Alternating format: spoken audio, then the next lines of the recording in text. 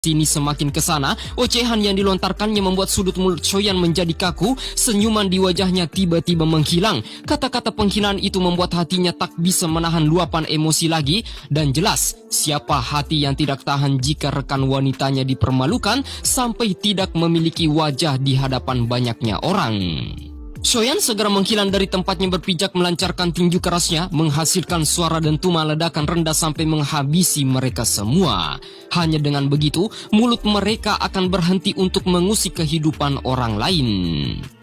Nah, selepas menyelesaikan para semut benalu itu, Shoyan akhirnya melanjutkan perjalanan. Tidak satupun dari kelompok yang berada di sekitaran mereka berani berbicara lagi. Seluruh orang yang berdiri di gerbang kota seketika terdiam dan membisu.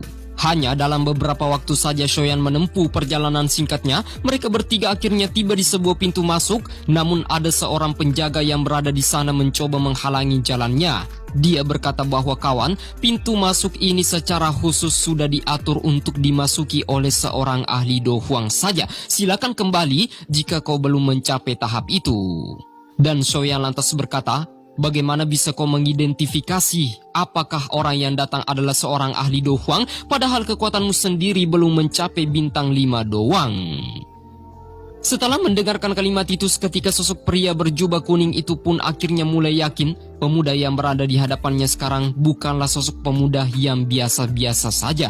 Oleh karena itulah dia buru-buru maju berlari mendekat kembali ke arah Shoyan sembari mengeluarkan sebuah pertanyaan lembut kepadanya bahwa, "Tuan ini, bolehkah aku tahu namamu serta faksi mana yang berhubungan dengan kalian?"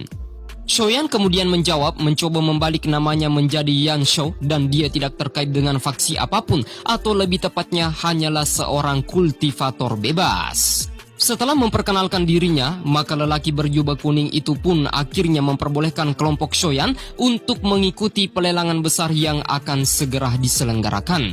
Tetapi ada tapinya, orang itu kembali berkata bahwa Tuan Yan Shou, saat ini kota Kaisar Hitam sedang menderita krisis tempat tinggal, namun jangan khawatir, sekte kami secara khusus telah menyiapkan tempat bagi para ahli yang berasal dari wilayah sudut hitam. Selama Tuan membawa piring ini ke pavilion Kaisar Hitam yang berada di pusat kota, maka akan ada seseorang yang mengatur tempat istirahat untuk kalian. Di sisi lain, orang-orang yang kau bunuh sebelumnya mungkin hanyalah beberapa benalu dan ampas di kota, tetapi mereka adalah anggota dari geng serigala. Karena sebab itulah kau harus sedikit berhati-hati. Setelah mendengarkan peringatan itu, maka Shoyan kemudian mengucapkan terima kasih kepadanya sebelum pada akhirnya dia pun meninggalkan tempat tersebut. Nah, sepeninggalan Shoyan, pria berjubah kuning itu menyipitkan matanya, segera melambaikan tangannya